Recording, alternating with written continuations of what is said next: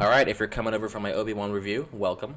It's time for our next Disney Plus Wednesday dropping show, and that is Miss Marvel. So this week we have episode 3 of Miss Marvel, and it opens with a surprise flashback to 1942 that I just was not expecting, and it was pretty cool to see what characters are on screen there. And those characters in particular, we end up learning that they are the Jinn, I believe is how it's pronounced. And it's pretty crazy that we're going into this deep cut of Marvel lore. I love it so much. It's pretty cool. And we're also talking about the Noor dimension now. I'm not very familiar with that. I'm not a huge comic reader, though I don't want to say well-versed in many of the storylines.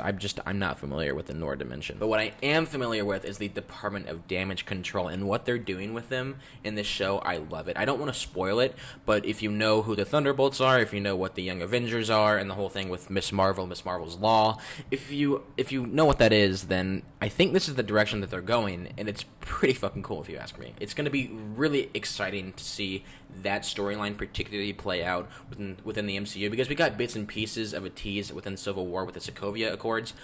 But like I said, I don't want to dive any more into it because I don't want to ruin it for anyone if that is the direction they're going in. And I think a big part of why this show works for me is because it reminds me so much of SpiderMan. Not necessarily like Andrew Garfield or Tobey Maguire SpiderMan, but just like a kid protecting his hometown. A kid who is learning and discovering their powers for the very first time, and also growing up and being a kid. It's one of those, I don't want to say fully relatable things because none of us have ever had superpowers, but we can all relate to growing up and having those struggles with our parents, school, relationships, whatever it may be. It just happens to have this fantastical element of superheroism in it, and I think it's so much fun, and I wish more people would be into the show. I know that it's like the lowest premiere Disney Plus show so far, and frankly I understand why. I mean, it's like, who the hell knows who Miss Marvel is, right? That, and then the show, just, I'm not gonna lie, the trailer didn't look that exciting, so I wasn't that excited for the show, but you know, gotta watch everything Marvel, and of course it blew me away. And man, this show is just so much fun.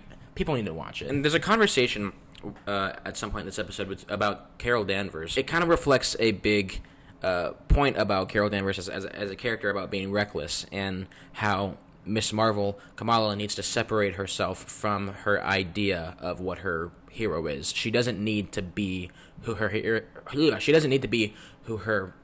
is, or her icon is. She needs to be the best version of her. She needs to do good, not be good. Especially within this episode, you can see the strained dynamic between Kamala and her mother within this episode because of, you know, her powers that Kamala's trying to hide from her mother. And you can also feel the vibes that they love each other and care about each other so much. And there's a scene in this episode where I was tearing up almost, just because of, you could feel the yearning that her mother has for her daughter and why she feels the need to protect her. And you understand it, right? Because it's just a mother trying to protect her daughter.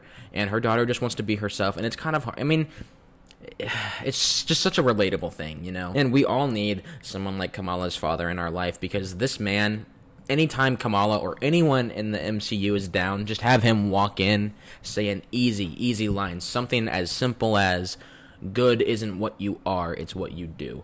Drops that line, Kamala instantly, big character growth right there. It's just, I don't know.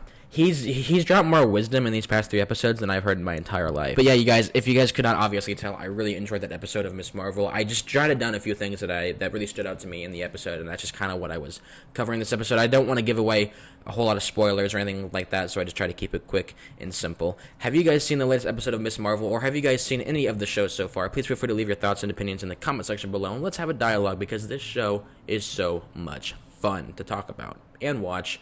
So let's fucking talk about it. I'm not gonna lie, my brain is just like running like a fucking bullet train right now. I'm just saying words over and over again. Anyway, you guys, thank you guys so much for watching, and I will see you guys tomorrow for my Elvis review.